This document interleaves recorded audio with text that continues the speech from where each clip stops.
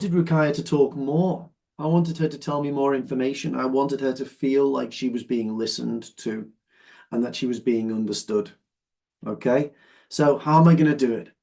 Well, there are things like non-verbal. I did a little bit. Okay. Okay. You hear me say okay. How often do I say okay in a class? A lot. All Yeah. the time. All the time. It's one of my, we call it a verbal tick. Yeah, uncountable. It's a verbal tick. I just keep doing it all the time. It's my phrase that takes me from one topic to the next or acknowledges something that someone said. Okay. Just a bit of noise in the back there, guys. Pop you on mute, okay. Then you've got echoing. Someone said this before. Now, I didn't really get the chance to do any echoing there. I tried to do some echoing, but you need a bit more information to do it. So echoing. Hussein, what's echoing?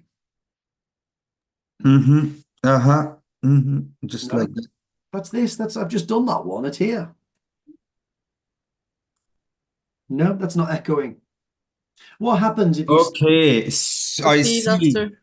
Okay, I see. No, No, it's not. So Hussein, no, okay. it's repeating the echo. Wait. So just imagine, Hussein, you stand in front of a big cave Yeah. and you say, hello.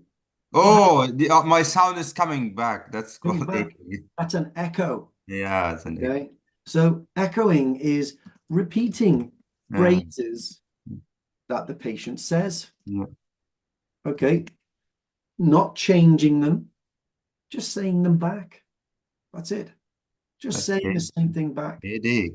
Oh, a headache. A headache. Yeah. Oh, 2 nights a week. Okay. That's what it is. That's echoing. Okay. Then you've got paraphrasing as well. Paraphrasing. It's not, yeah. So paraphrasing is when you Say the same thing. say a similar phrase or say the same thing again. So say the same thing as the patient,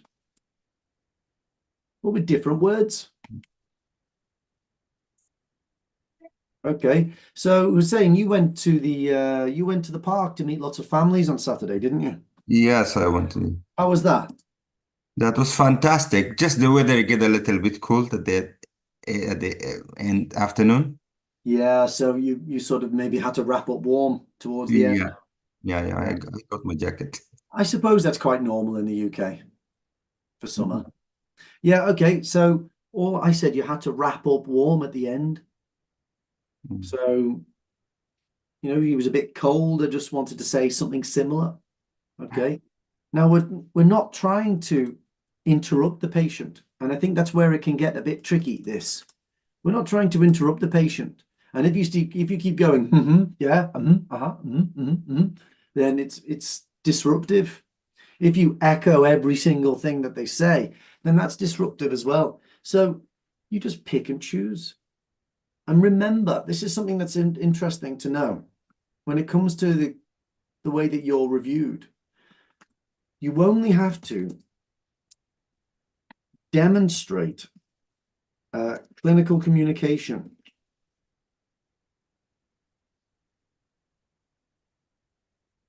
indicator once in your whole test.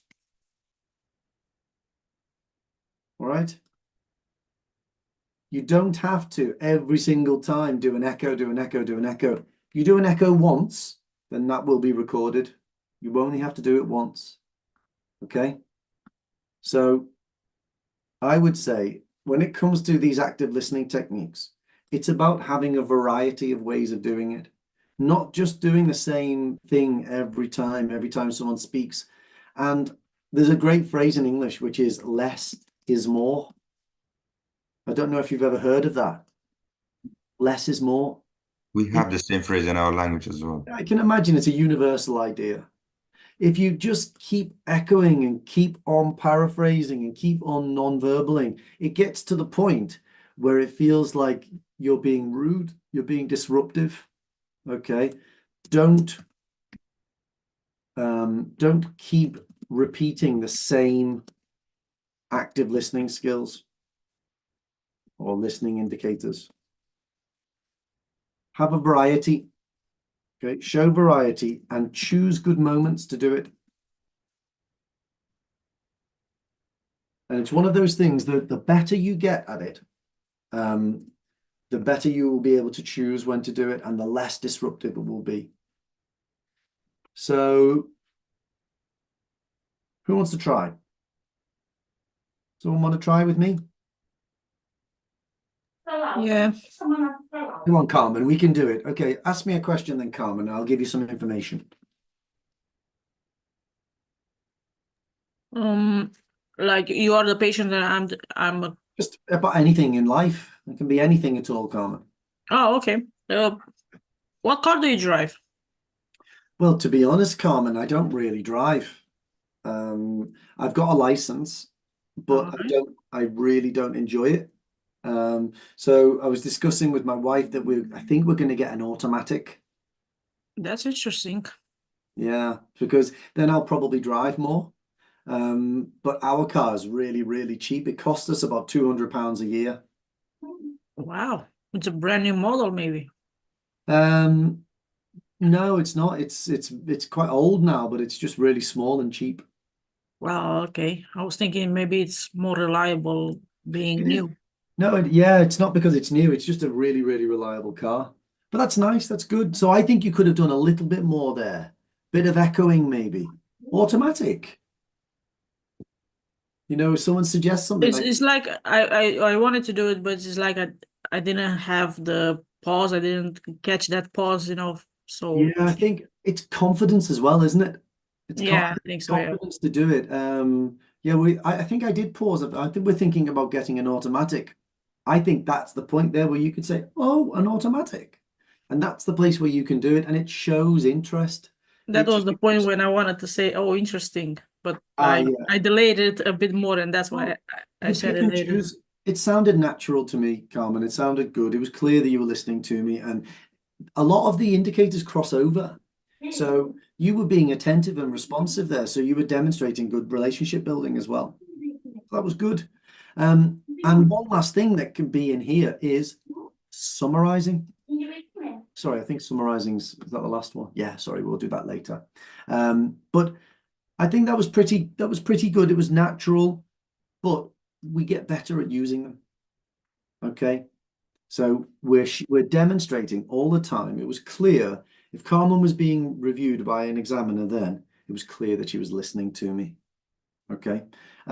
Carolina. Can it be an example of echoing, not just repeating words, isolated words, but complete sentences?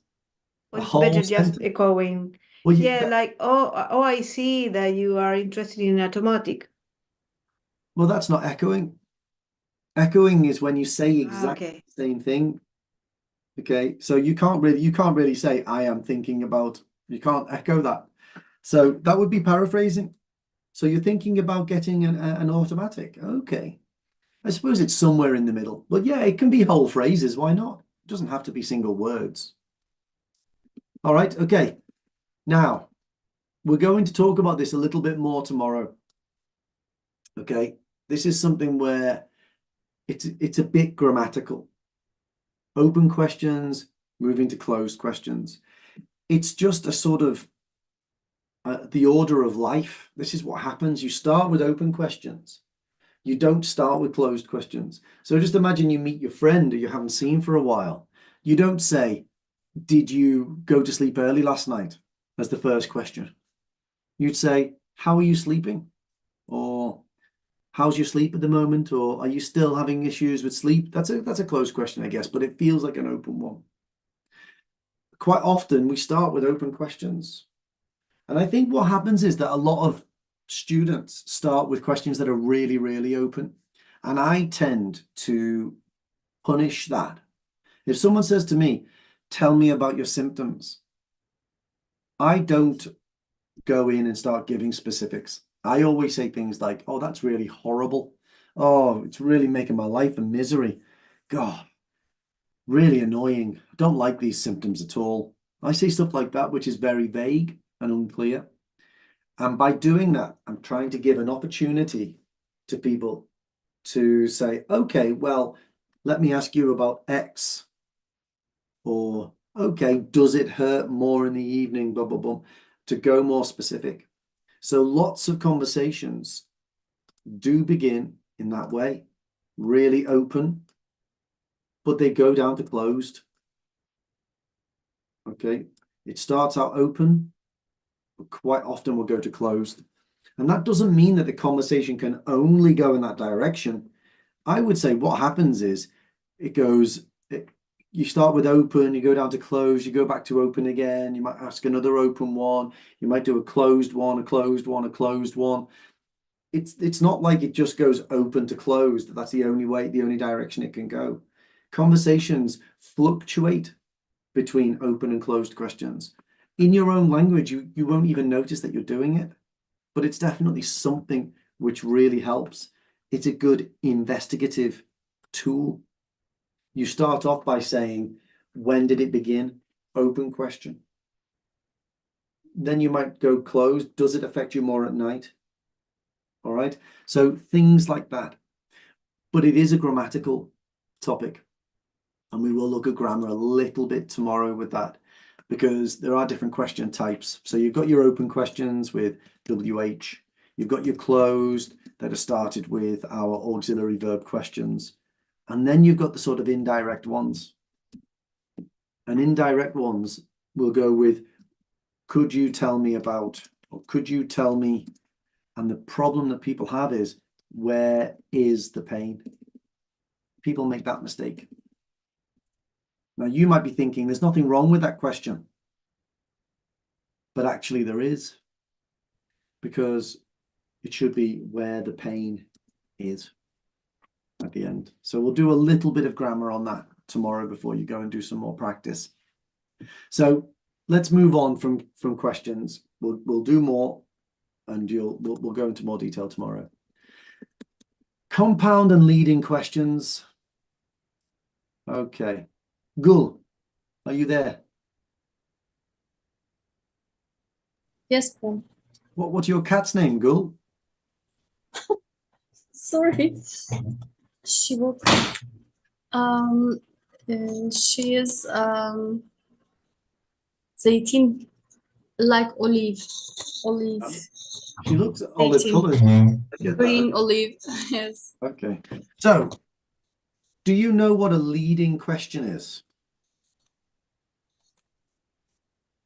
No. No? Okay. I'll ask you one. Okay.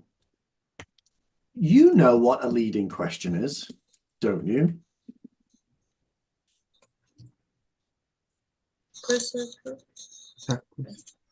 You know what a leading question is, don't you? Now, I feel like you're in a trap.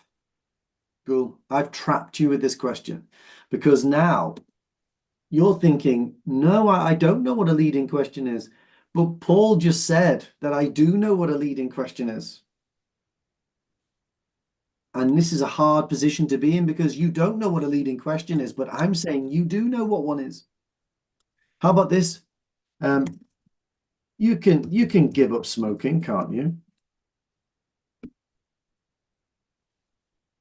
Now, I'm not saying that you smoke, but it's another one. These are called question tags at the end. Now, think of what this feels like. When you ask these questions, you can feel pressure to give an affirmative answer.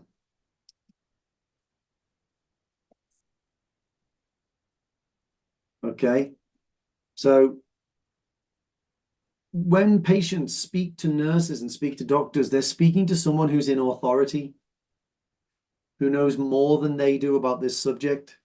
And you're normally in a clinic or on a hospital bed where they have even more power than normal. And you feel like you have to say yes to everything that the nurse and the doctor say. You don't want to disappoint them, and you don't want to sound silly, and you don't want to sound like you don't understand. Okay, so if the doctor says you can give up smoking, can't you? Inside you're thinking, I don't think I can. But outside you say yes.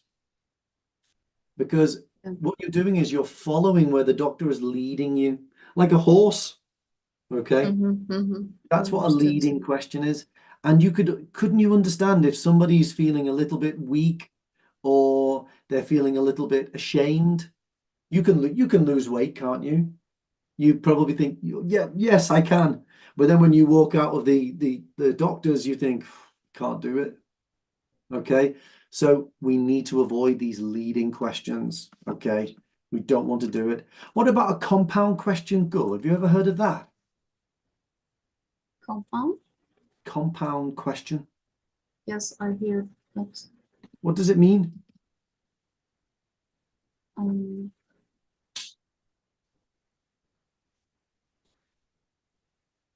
Um, come together Yeah, something. yeah, that's Maybe. true. A compound is a combination of things, isn't it? That's what a compound is. So what do you think a compound question is then? Could you give me an example of what?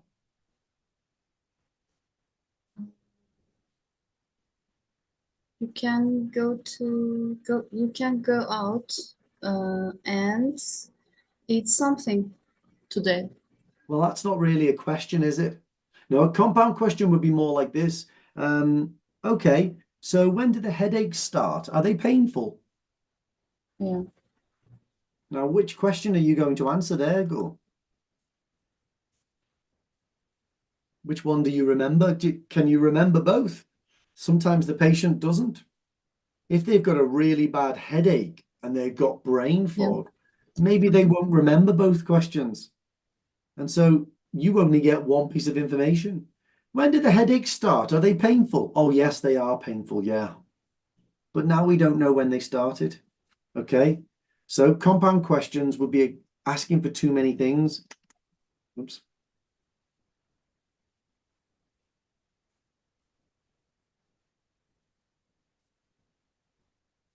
Okay? When somebody asks me a compound question, I only answer one question. Okay? Just to see, does that person come back? And check again. Okay? It can happen. Sometimes we get confused. Sometimes we do a compound question without meaning to. That's okay. Just listen carefully. They'll answer one question and then you can say, okay, and when did they start? Okay, so don't ask for more than one piece of information per question. It would be much better to say, okay, Gould, you want to be the patient? Okay, Sort Gould, of. when did the headaches start, Gould?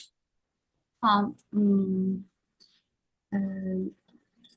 hour before.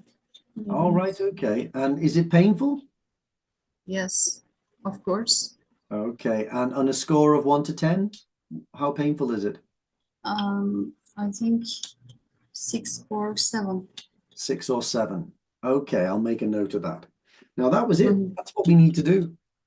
Separate questions, a bit of echoing, bit of paraphrasing. We can go open question, we can go closed question.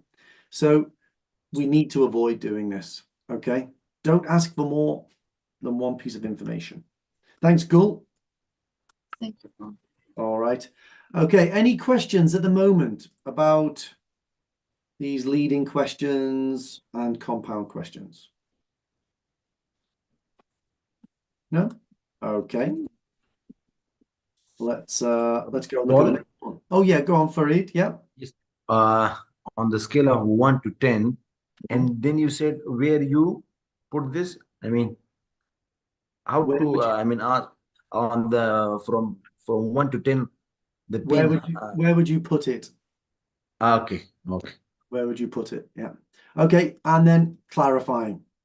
So earlier on, I said to you, if someone asks me, tell me about your symptoms, let's go for it. Let's do it. Let's go for Rinsimol. Are you there, Rinsimol?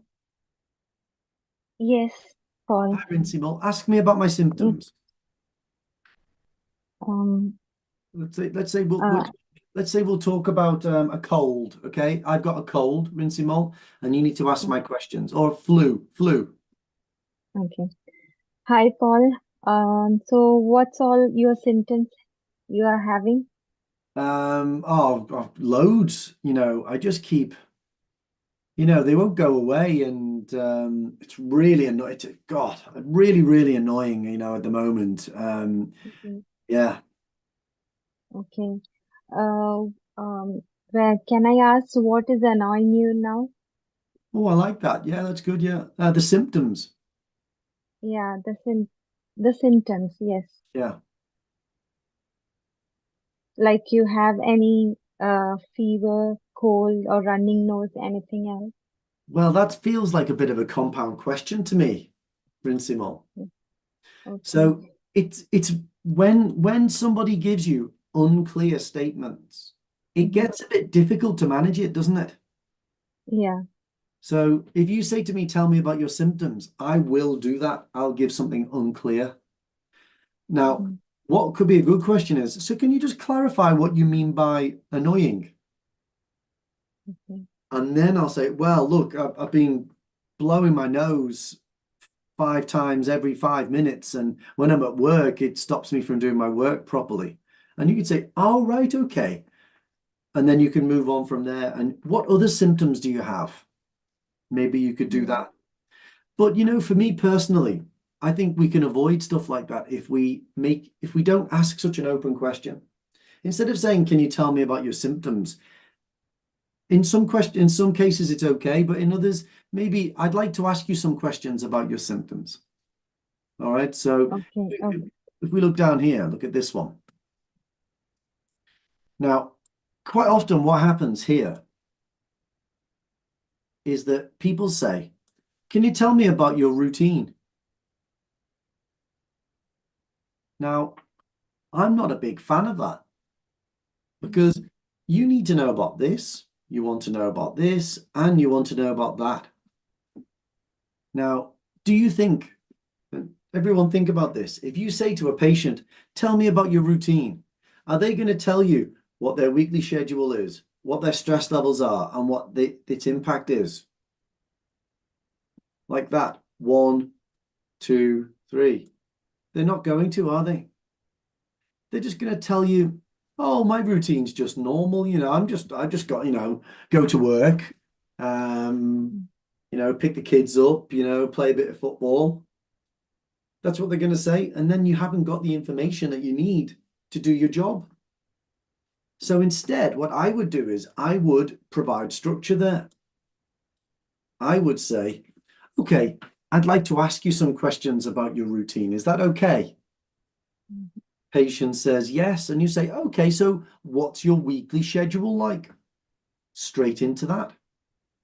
And each one, I put a block here, and I think, okay, I'm going to ask about the weekly schedule, have a little chat. Okay, thanks for that. Now, do you have high stress at work? Okay, ask about that one, have a little chat about it. Okay, and how does that impact your life? So for me, just like with information giving, I'm breaking it down, chunking it. I'm trying to get into the questions about the specifics very quickly. A question like, tell me more about your routine, doesn't really work here. Instead, I'd like to talk to you about your routine. Is that okay? Yes. Right. Can you tell me about your weekly schedule? That's what we want to do, something like that. These really open questions, you can get really unclear statements from it. But when you do, I would say a phrase like, can I just clarify?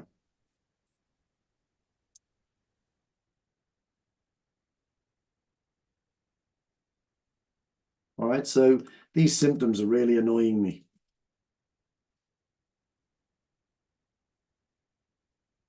Not many people do this.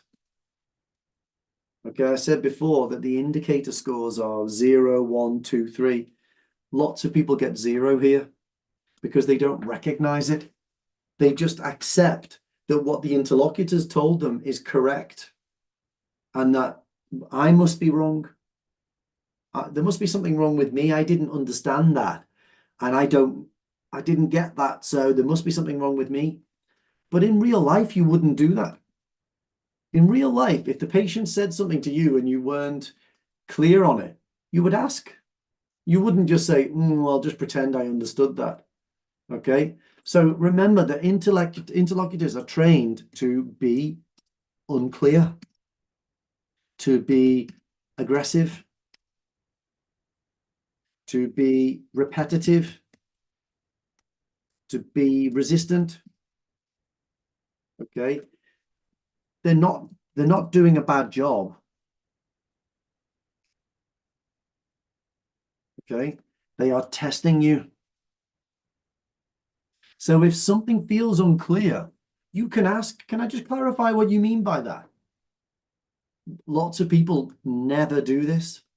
It's a thing that people just get zero. When I'm doing my mock tests with people, I very rarely put a tick in this box. Okay, and the last bit, summarizing. You've gathered all of this information, just summarize it back. Do a quick recap on what you've been told. Okay, you start with a phrase like, okay, just to recap. Okay, so let's go over what we've spoken about.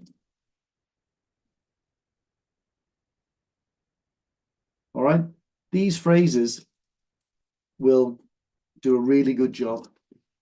Now think about all of these together. Let's go back to the top. Facilitating the speaker. Using open and closed questions. Avoiding leading questions and compound questions. Clarifying things which are vague and summarizing at the end. That all leads to demonstrating that we understand the information that the patient gives to us. That's the whole point of it. Okay.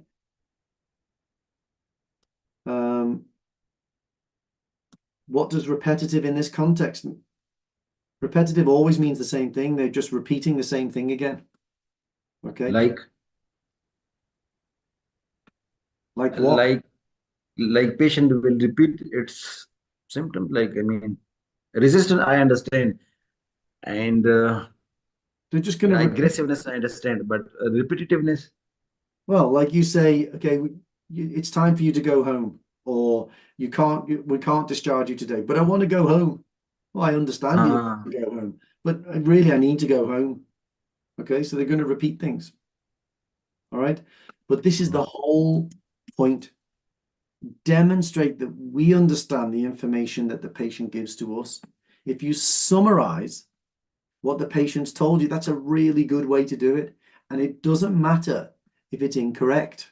Okay, don't worry if it's wrong. Okay, if it's wrong, the patient will correct you. That's a really good thing to do. Again, it happens in real life. So just to summarize then, you've your symptoms started a week ago. No, they started last night. Oh, right, sorry, I made a mistake. You're encouraging correction. That's the whole point of it. Okay, so all of these symptoms here, all of these indicators, they are ways to prove to the examiner that you understand what the patient's told you. And that's the whole point of information gathering.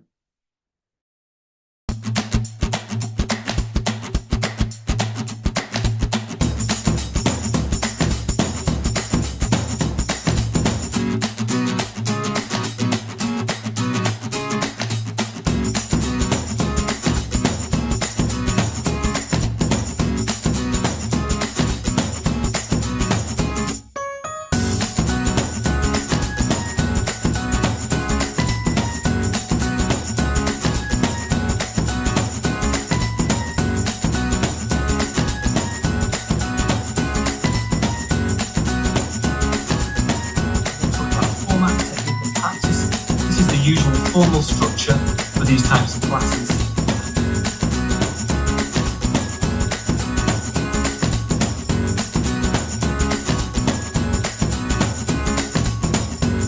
Okay, so here I am with Edwin. Hi, Edwin.